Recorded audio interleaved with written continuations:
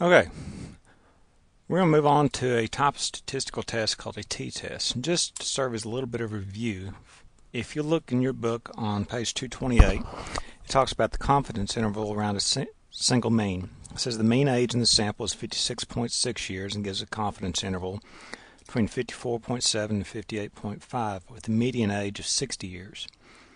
There's a couple of things I want you to pay attention to in this. One is just as a reminder, that means that if we were to do the sample over and over and over, we could be 95% sure that the mean age would be between 54.7 and 58.5 years old. The other thing I want you to pay attention to is the fact that the median age of 60 years is higher than the mean age of 56.6. And what that means is that there is a few very low numbers that are pulling the mean down away from the median. So in this case, the median would be a more appropriate measure of central tendency in that. So that's just a little bit of review. Now, several different types of t-tests. The first one to look at is something called a one-sample t-test. Now, if I had a group of people, let's say I had a group of graduate students, and I gave them all an IQ test, I might want to know if this small group of graduate students, if their IQ scores was different from what is considered to be the norm. And the norm for IQ is 100. So if I took my sample, I could get a different number. What I want to know is, are these statistically different? So in this case, the null hypothesis would be there is no difference between my my sample mean and the population mean, that they are statistically equal. And what I would do is run a statistical test and get something like this.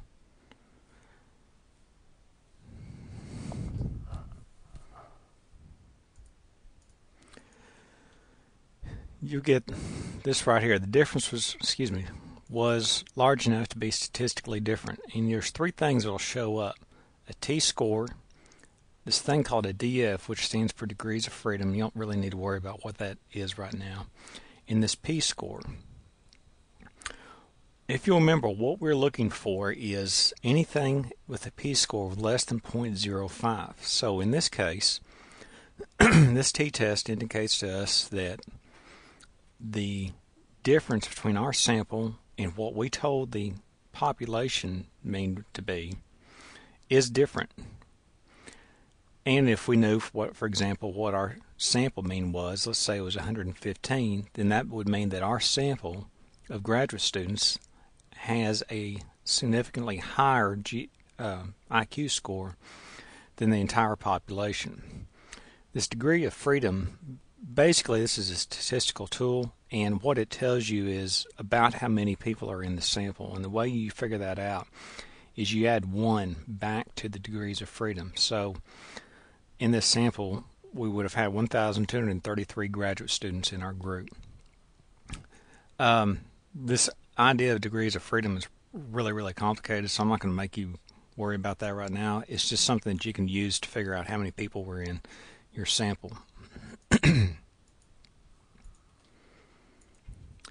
There's a couple of different types of tests that we can look at. There's one called a matched pair, or matched pairs and independent pairs are also called dependent pair and independent pair. And you have this example in your course materials.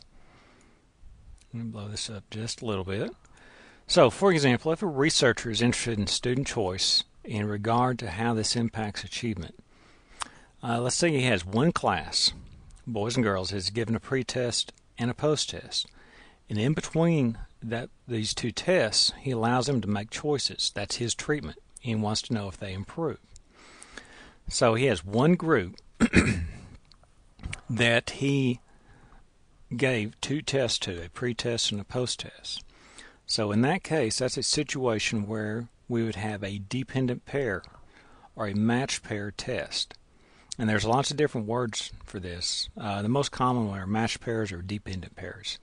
And that means that you have one person with two scores that are dependent upon each other, or one person with two scores that are matched. Another example, same researcher wants to be absolutely sure that his treatment makes a difference. So he has another class, a different group of kids, continue to go through learning the process in a traditional teacher-led lesson. He has a pre-test and a post-test with them and compares their scores.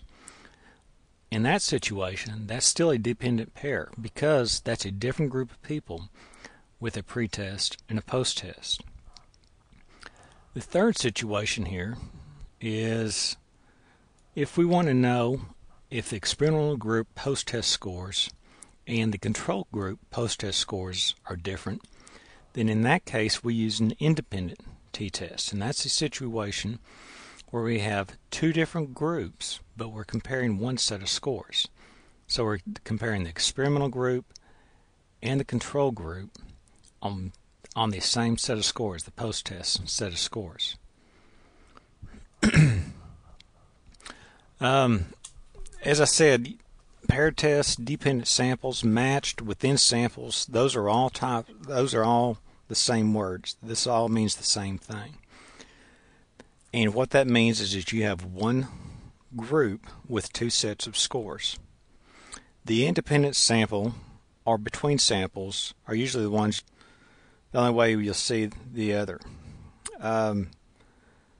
And that means that you have two different groups. You're comparing boys to girls on IQ scores. You're comparing GRE graduate students to non-graduate students on GRE scores. So that is two groups with one score.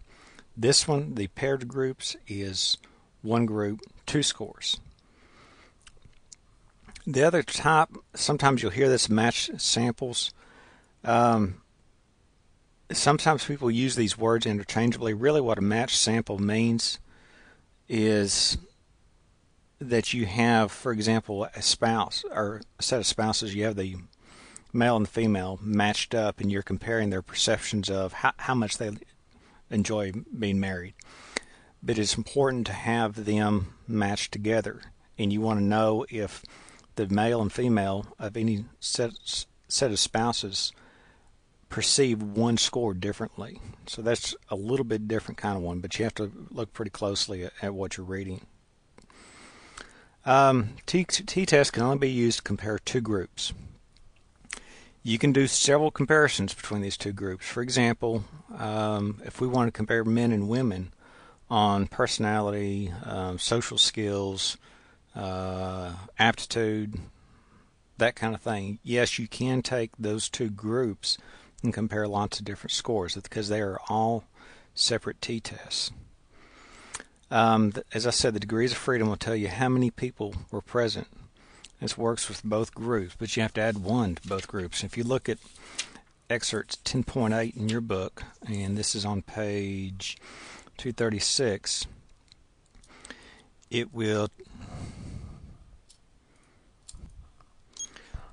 on that one, on the first one, if you look at cohort 1 has 94 students, cohort 2 has 113. If you read on down towards the bottom, it says they did not differ significantly.